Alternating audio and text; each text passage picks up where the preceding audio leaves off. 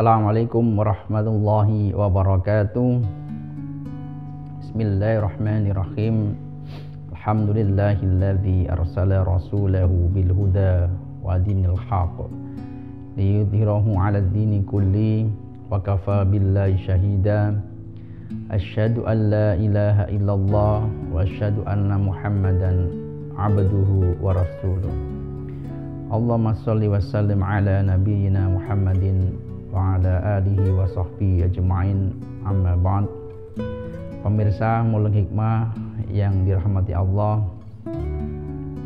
alhamdulillah hari ini kita berjumpa kembali dalam rangka belajar bersama, mencari hikmah dari setiap peristiwa atau kejadian yang pernah kita lihat, pernah kita dengarkan, atau bahkan pernah kita mengalaminya secara langsung.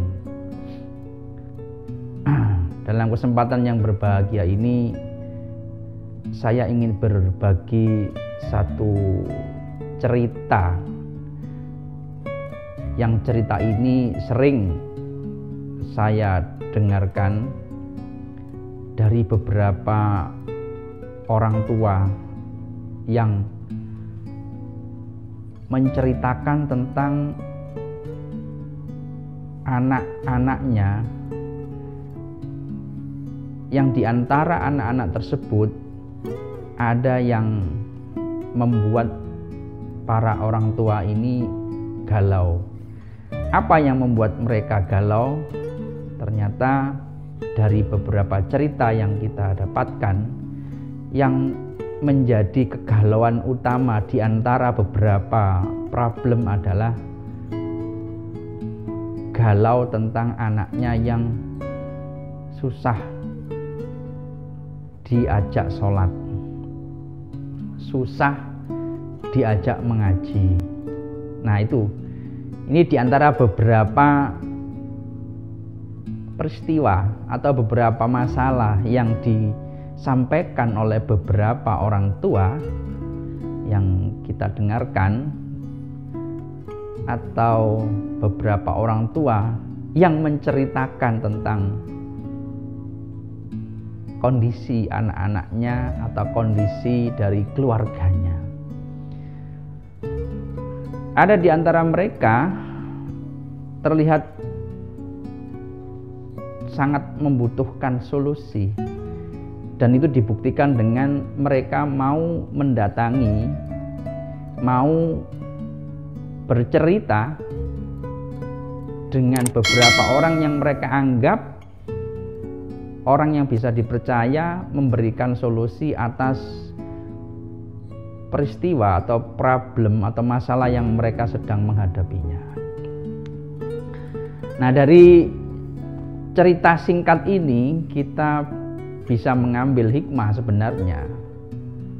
Tatkala kita menjumpai peristiwa seperti yang diceritakan oleh beberapa orang tua tersebut, kalaupun kita melihatnya, kita mendengarnya, ataupun kita mengalaminya,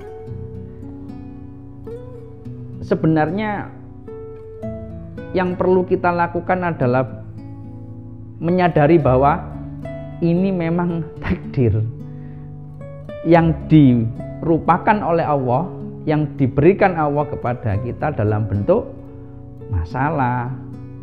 Nah, tema dari masalah itu adalah anaknya susah diajak sholat, anaknya susah diajak mengaji. Nah, kalau kita hanya sekedar menceritakan, kemudian mengeluh, berkeluh kesah terkait dengan peristiwa ini atau kejadian ini, sesungguhnya ini tidak akan memberikan solusi atas masalah yang mereka hadapi atau yang kita hadapi. Namun kalau kita mau merenung lebih mendalam, mengkaji masalah itu, ya, sekali lagi mari kita bersama-sama, saya mengajak kepada siapapun yang mendengarkan dan yang menonton acara ini, ketika kita menjumpai peristiwa seperti itu, langkah pertama yang harus kita lakukan adalah sadari bahwa itu memang takdir.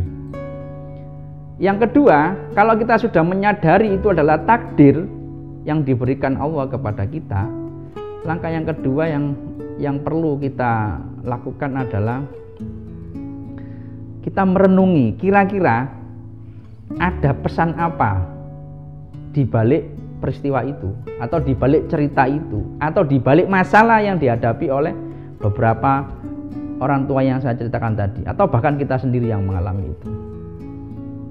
Kita mengambil hikmah dari peristiwa itu, dari kejadian itu. Ada pesan apa yang dikirimkan Allah kepada kita?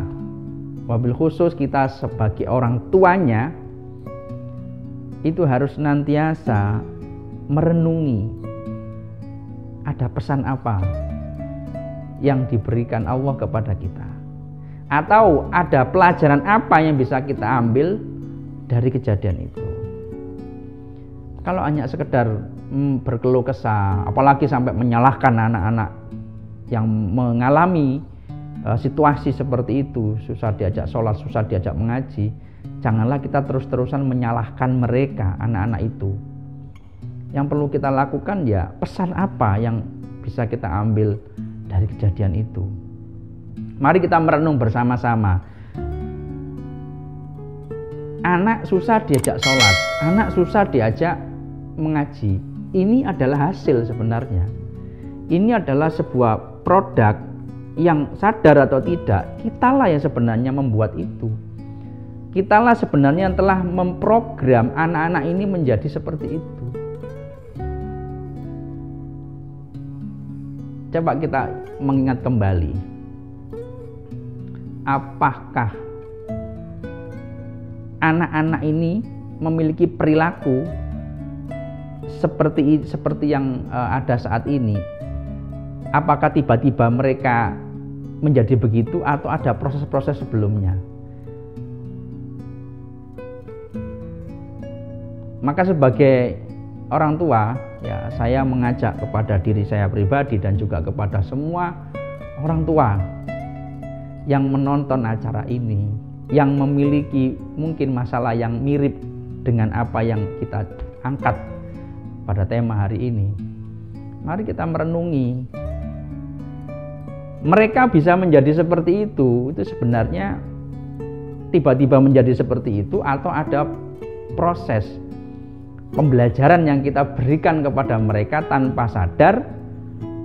Pembelajaran tersebut ternyata bisa membuat anak-anak kita menjadi malas mengerjakan sholat atau malas mengaji. Nah, itu yang perlu direnungi terlebih dahulu. Jangan terus menyalahkan, jangan terus berkeluh kesah atas peristiwa itu. Nah, maka sebagai langkah awal, sekali lagi ketika kita menghadapi situasi seperti ini, yang pertama kali kita lakukan adalah menyadari bahwa ini adalah takdir. Yang kedua, ya, ada pesan apa yang bisa kita ambil dari peristiwa ini atau situasi ini. Nah, yang ketiga yang harus kita lakukan adalah men-setting ulang, memprogram ulang karakter yang akan kita harapkan dari anak-anak tersebut. Nah, terus bagaimana pertanyaannya untuk memprogram ulang agar karakter anak-anak kita itu menjadi bagus? Nah, ada beberapa tips. Yang pertama,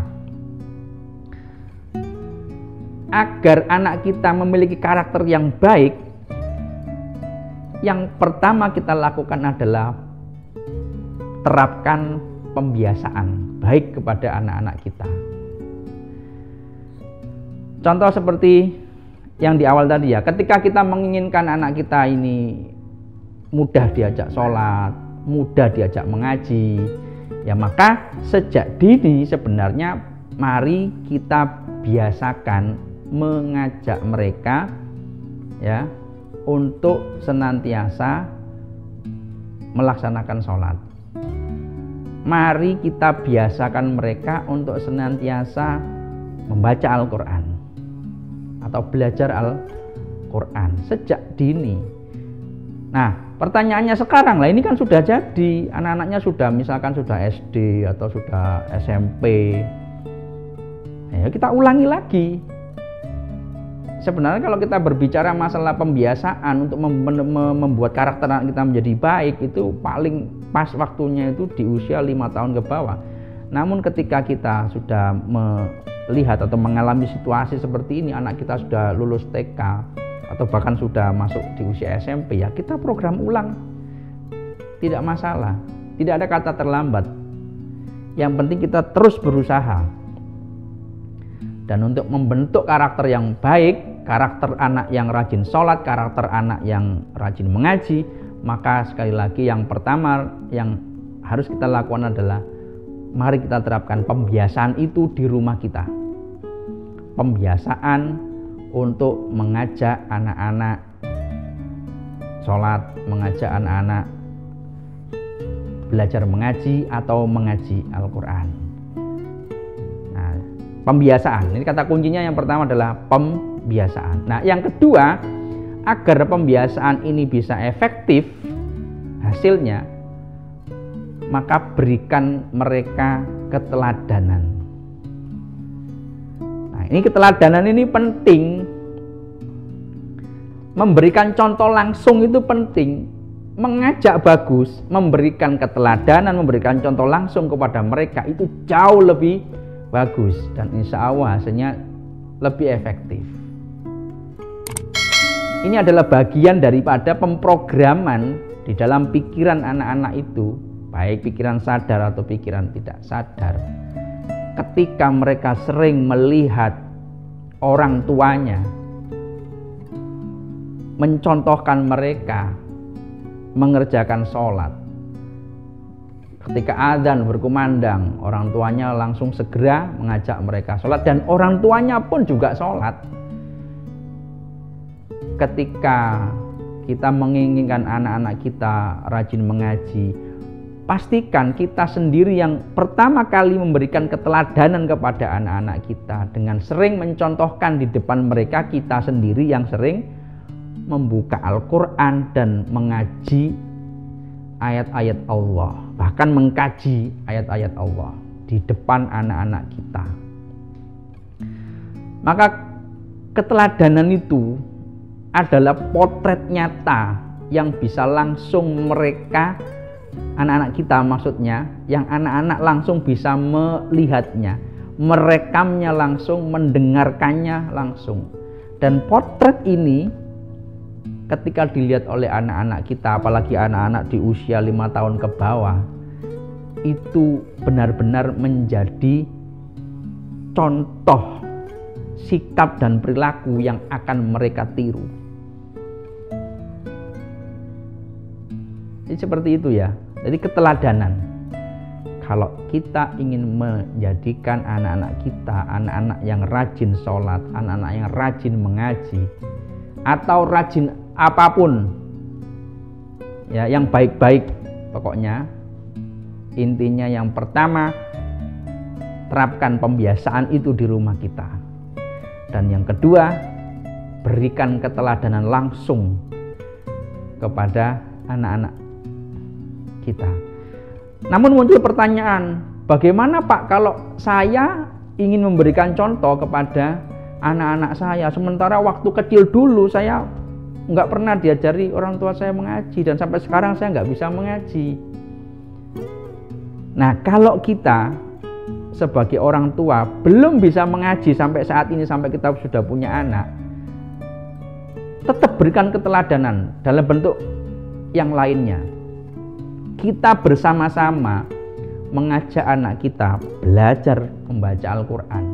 Kita datangkan, atau sebaiknya bukan kita datangkan ya, kita aja yang mendatangi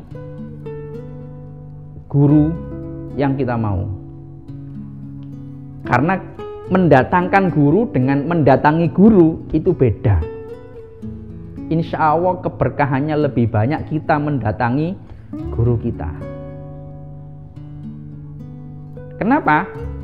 Kita lebih berkah mendatangi guru kita. Karena mendatangi guru berarti memang kita betul-betul ada niat. Yang kedua, dengan mendatangi guru kita ada proses yang kita lalui untuk kita belajar, untuk mendapatkan hasil belajar ada prosesnya, ada niat yang sudah kita pasang, kemudian kita bismillah mendatangi guru kita dalam rangka thalabul ilmi. Insya Allah setiap langkah yang kita lakukan itu ada pahala yang akan dihitung oleh Allah. Nah, lebih banyak pahalanya. Kita jalan kaki menuju rumah guru kita untuk kita diajari sholat atau diajari mengaji.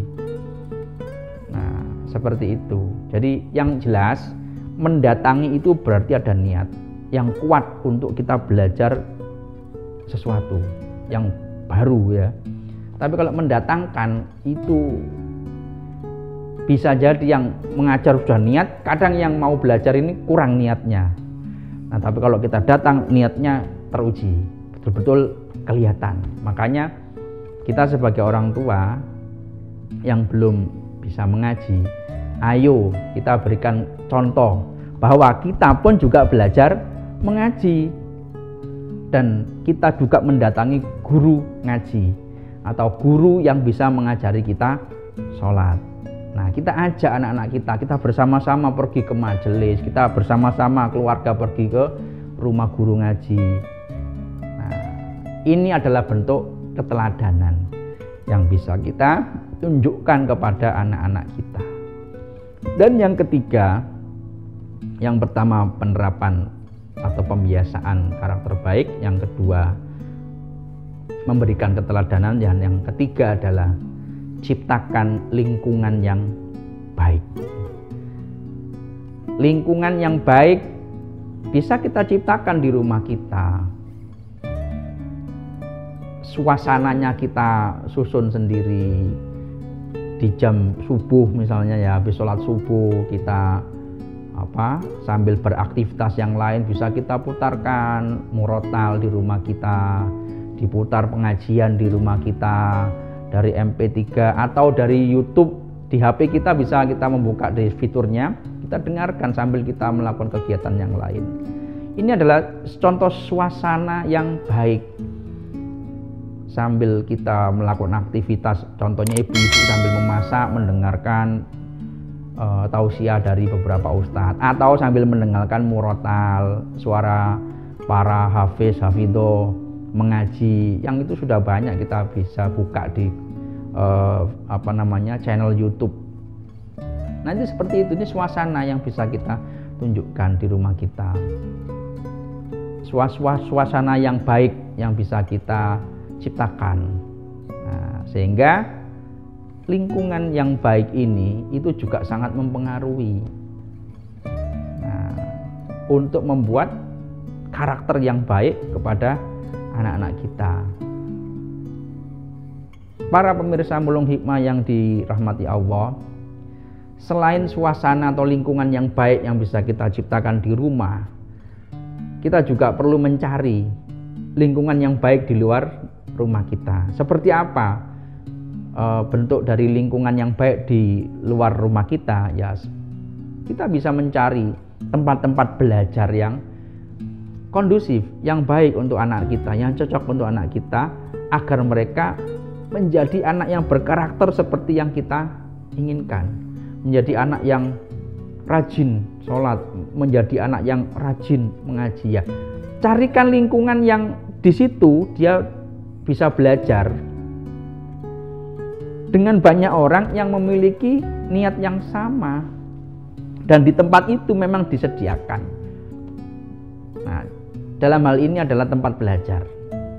Kalau secara umum atau lebih khusus lagi sekolah, maka carilah sekolah-sekolah yang memang sesuai dengan yang Anda harapkan, yang kita harapkan. Ya, tentunya kalau kita ingin menjadikan anak-anak kita anak-anak yang sadar sholat, pandai mengaji, ya tentunya carilah sekolah-sekolah yang Islami, sekolah-sekolah Islami yang terbaik menurut Anda, menurut ayah bunda semua. Terserah mau sekolah di mana saja. Yang penting anak kita bisa mendapatkan lingkungan yang baik, yang Islami, yang itu bisa mendukung dan memfasilitasi anak-anak kita untuk bisa belajar sholat dengan benar dan bisa belajar mengaji dengan orang yang tepat.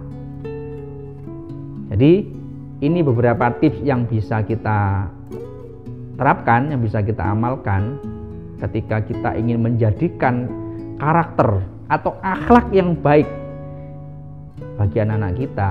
Ada 3 tips itu yang silakan ayah bunda bisa praktekkan bersama-sama. Yang pertama adalah melakukan atau menerapkan pembiasaan yang baik di rumah kita. Yang kedua, berikan keteladanan secara langsung kepada anak-anak kita. Dan yang ketiga adalah ciptakan atau carilah lingkungan yang baik untuk tempat anak-anak kita bisa belajar dan menjadikan mereka menjadi anak-anak yang memiliki akhlak atau karakter yang baik sesuai dengan yang kita inginkan. Tentunya sesuai dengan, kalau kita beragama Islam, sesuai dengan karakter yang Islami.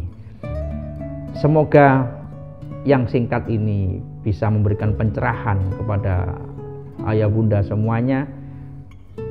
Dan sekali lagi, mari kita bersama-sama mencari jalan untuk bisa terus mengasah diri kita, terus merefleksi diri kita sebagai orang tua, terus mencari pesan-pesan terbaik apa yang Allah kirimkan kepada kita dalam bentuk masalah atau situasi yang kurang menyenangkan yang hadir ke dalam keluarga kita. Wallahul muwafiq, wallahu a'lam bishawab. Assalamualaikum warahmatullahi wabarakatuh.